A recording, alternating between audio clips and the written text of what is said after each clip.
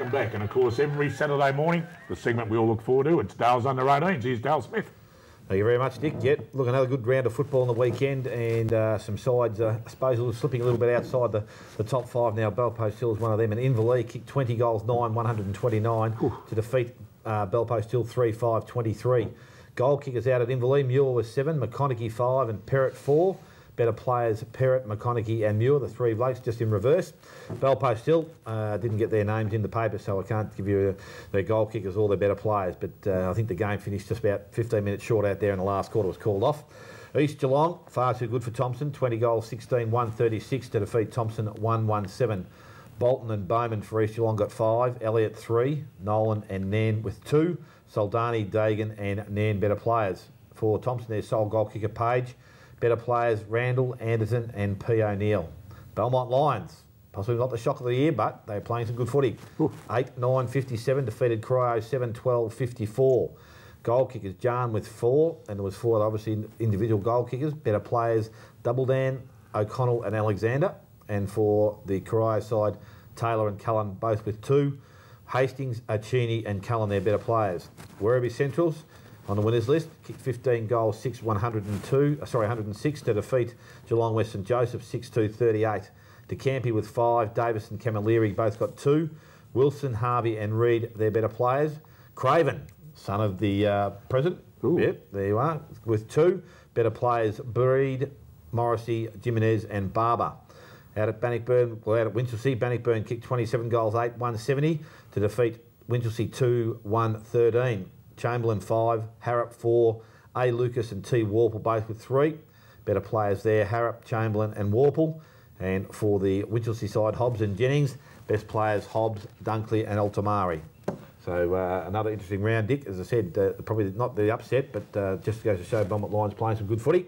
Great. Looking forward to an afternoon of football today with Bannockburn taking on North Geelong. I know, yeah, you'll be in a no-speaking zone. You won't want to talk to me this morning, but I'll have to get the show over and done with so you can get out there and rev your troops up, Dale. Don't worry, they're firing. They're all ready to roll, are they? Well, speaking of the match of the day, Bannockburn and North Geelong, it is the 94.7 match of the round. And we don't often use this word very often, especially on morning television. But I'm going to use it right now, folks. So get ready. Close your ears if you're not ready for it. Blockbuster.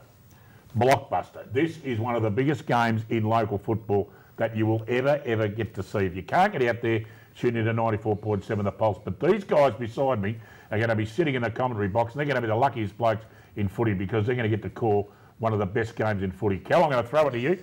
Put you in the hot seat because Smithy will be far too biased. Why do you think North Geelong will win, and how much will they win by? I think North Geelong will win, actually. I especially like their forward line first up. They've got 2 of the best forwards in the league, Todd Elsey and the nephew. And Briggy.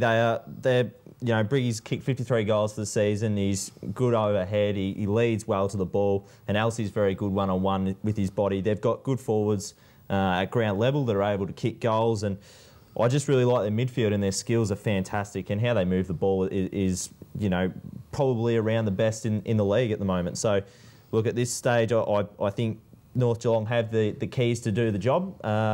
But having said that, Bannockburn are a really strong side. They're very, very disciplined. They've got players that know exactly what their roles are. They've all played together for a long time, and they really work well together. So, look, it's going to be very, very close, but look, I think North Geelong have the keys to get the job done. Dale. I like him, Smithy. I like him. He's got very good football knowledge already, I can tell that. No wonder you said for him to come in. Now I know why. Pity Jake didn't get back and get some sense back into the commentary. But look, I reckon it'll be a great game. I really do. I think it'll be a great contest, and if North Geelong are able to dictate through the middle of the ground like they have in recent weeks, then they will be very, very hard to toss. But Bannockburn's set up through the middle is also fairly sound. I think they're evenly matched. They're both not a big, tall side. They're both quick running sides, and that's going to look for, as you said, Dick, I think it will be a great game of football. The last couple of weeks we've seen footy, it probably hasn't been the best games that we've seen in broadcast, but it's, I think it's due for one, and I think this is going to be it. If they're going to win the game, obviously Hammond's the bloke up forward. He kicked 5 last week. He takes over from Eddie, who's probably not going to play again this week. I think he's got to take a big impact. But their on-ballers, the Perkins brothers are in there. So they've got a good on-ball brigade. If they can get a few more goals out of the middle guys, I think Bannockburn have a great chance. But looking forward to a great clash. Frank said, I've got to keep the lid on it. He said, I'm not allowed to do anything that would be silly and get inside anything to do with confidence at North Geelong.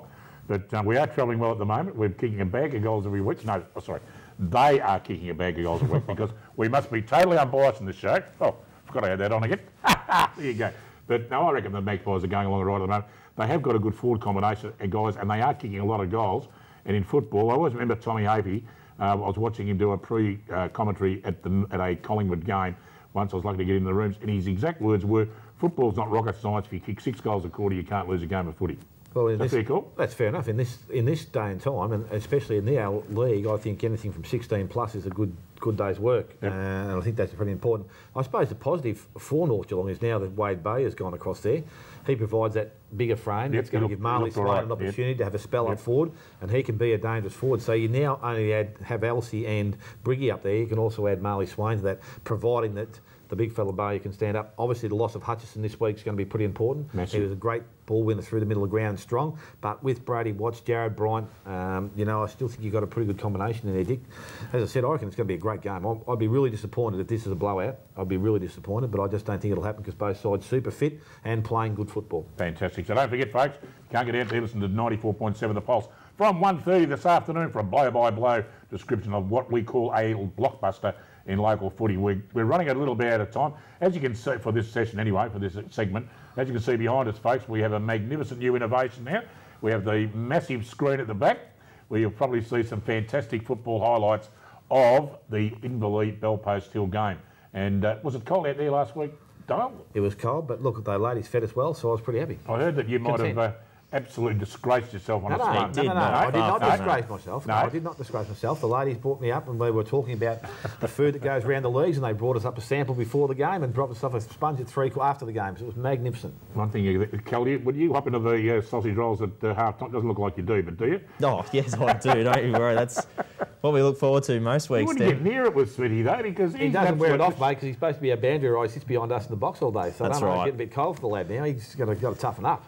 He's an absolute machine, isn't he? I mean, you should see him, especially Anarchy, because Anarchy's known to be the actual home of the afternoon tea out there. Trying to try the hamburgers. Oh, magnificent. Oh, the homemade hamburgers at Anarchy. But it was a new level for Dale last week. I've never seen a man consume that much food, and just the willingness of the Inverleigh people to bring out some food to him was something really special and something good to see from the local leagues. And Dale brought up Anarchy. I've got to say that, I mean, I don't often speak about food, but it is one of my hobbies, but you can't tell folks, of course. But I tell you what, when I go to Anarchy, we usually get there about 12:30, and that's just to get a quote.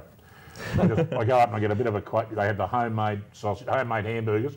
They are the best without any doubt in local football. Greg Moore used to cook them of the Salford Motel. Not as many roos jumping around the hills up there. There's not as many roos jumping around the hills up there. No, there's not actually, and well, exactly. You're doing a good job out there too, Darryl. We'll talk about that game in the next break. But we're going to take a break now. When we come back, we're going to talk about all the action of all the other games on this afternoon. Back after this. Thank you very much.